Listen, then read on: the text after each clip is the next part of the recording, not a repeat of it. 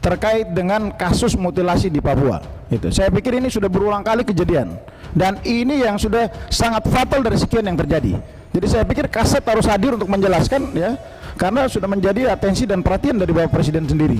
Jadi jangan kita bicara soal kasus Sambo saja, tapi kasus ini lebih parah lagi dari kasus Sambo. Yang terhormat Pak Wakil Ketua DPR RI. Izin pimpinan. Sebentar dulu Pak Yan, saya bicara dulu. Jadi mungkin kalau merangkum dari Bapak Ibu yang terhormat semua, dengan segala pertimbangan kami bisik-bisik kanan kiri, Pak HBK terlalu jauh, jadi saya nggak bisik-bisik, tapi saya meyakini juga bahwa semangatnya adalah merangkum dari semua Bapak Ibu masukannya. Kalau tadi seperti yang saya tawarkan di awal, jadi Pak Menhan mohon dengan hormat hadir di berikutnya, dan kemudian untuk Kasat sesuai tadi masukan dari Bapak Ibu semua diberikan atau diminta waktu khusus untuk melapor kepada Komisi 1 terkait utamanya isu-isu aktual. Apakah ini bisa diterima? Di rapat ini kita lanjut. Saya izin pimpinan. Ini masukan Pak Yan loh tadi. Ya, saya izin pimpinan sedikit. Jadi ya pada prinsipnya kita setuju untuk rapat pembahasan RK itu jalan pimpinan, ya. Tetapi terkait isu-isu aktual, ya, sekiranya itu langsung dijelaskan oleh para kepala staf selaku pembina satuan, itu. Kenapa demikian? Karena kebijakannya mereka yang langsung melaksanakan dan mengontrol sampai ke tingkat bawah. Jadi kalau ada pelaksanaan yang salah, ya berarti kita minta penjelasan, begitu. Jadi saya pikir prinsipnya kita setuju untuk rapat RK ini bisa segera kita lakukan, pimpinan.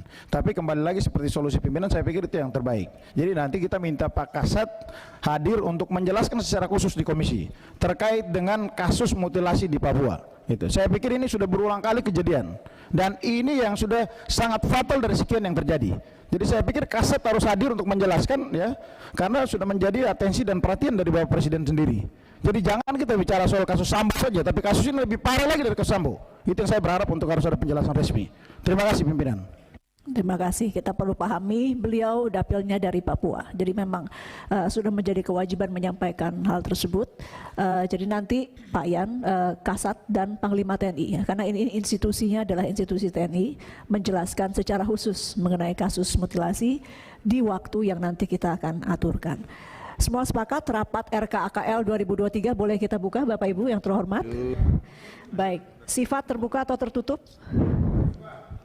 Tertutup ya, seperti biasanya. Baik, dengan mengucapkan bismillahirrahmanirrahim, rapat kita buka dengan sifat tertutup. Ketua, ya Pak. Enggak. Kalau soal terbuka tertutup, saya minta terbuka. Ya, karena kita justru semua ini kita hadir di sini untuk mendapatkan penjelasan dari Panglima TNI, dari Kepala Staf Angkatan Darat, bukan dari Wakasat. Dan dari Menhan dalam kaitannya ada apa yang terjadi di tubuh TNI ini. Ya, kita agak kesampingkan soal pembahasan anggaran ini.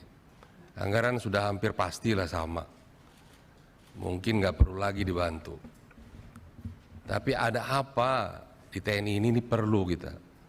Kalau perlu setelah kita pembahasan anggaran kita jadwalkan nanti malam. Ya. Kita hadirkan Kepala Staf Angkatan Darat, hadirkan Panglima TNI, Kepala Staf untuk membahas. Kami banyak sekali di temuan-temuan ini. Yang insubordinary, disharmony, ketidakpatuhan. Ini TNI kayak gerombolan ini. Lebih-lebih ormas jadinya. Tidak ada kepatuhan. Kami ingin tegas ini. Karena jangan lupa penggerak daripada kekuatan itu Presiden dan DPR, bukan hanya Presiden. Tanpa persetujuan DPR tidak bisa Presiden menggerakkan TNI.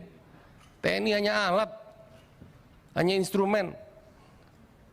Bapak-bapak sebagai jenderal itu hanya nahkoda sesaat.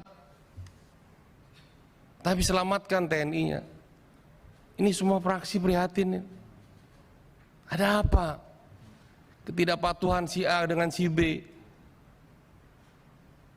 Ini porak-poranda ini TNI. Saya minta pimpinan, kita jalan terus dengan urusan RKA. Kalau perlu langsung kita setujui, tapi khusus isu-isu aktual, bukan hanya mutilasi. adanya pembakaran daripada mayat-mayat di Papua yang menjadi tersangka Brigjen I yang sampai sekarang tidak bisa diproses hukum oleh institusi TNI sendiri. Ada apa pembangkangan ini? Kenapa terjadi pembangkangan di tubuh TNI? Saya kira saya usul malam ini juga kita rapat, ya, terbuka,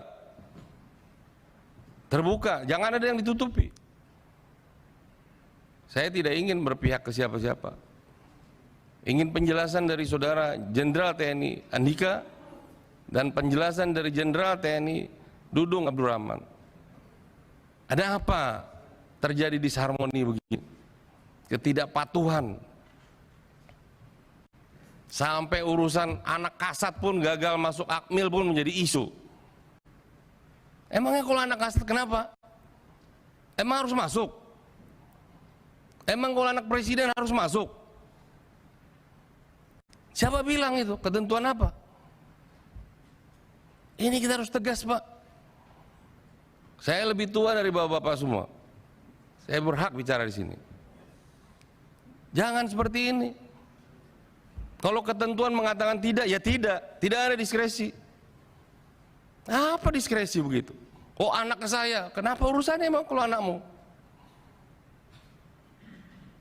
Saya tahun 82 juga gagal masuk Akmil karena umur saya tidak cukup 18 tahun. Saya 1 Desember baru berumur 18 tahun. Tapi 1 Agustus itu harus berumur 18, saya tidak bisa masuk. Wah, sekarang udah kolonel Bapak mungkin. Ya, ini nggak bercanda Pak TB, tolong tenang dulu Anda. Ya, ini serius. Ada apa menekan begini? Bagaimana pertanggungjawaban kita nanti pada anak itu? Tidak ada dasar hukumnya.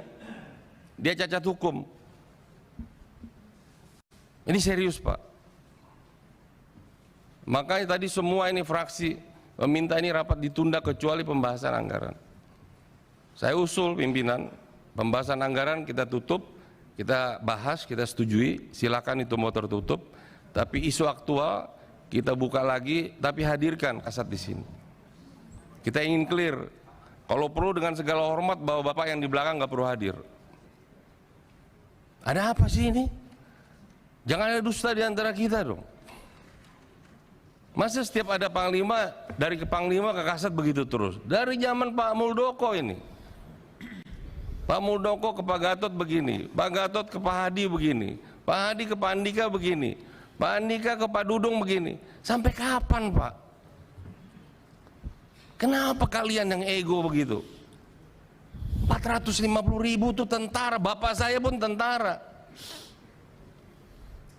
Kalian sudah menikmati amanah kok nggak bisa menjaga? Hanya ego-ego begitu saja. Kalian mau manggung jadi capres, jadi cawapres. Saya usul mendingan dihentikan semuanya.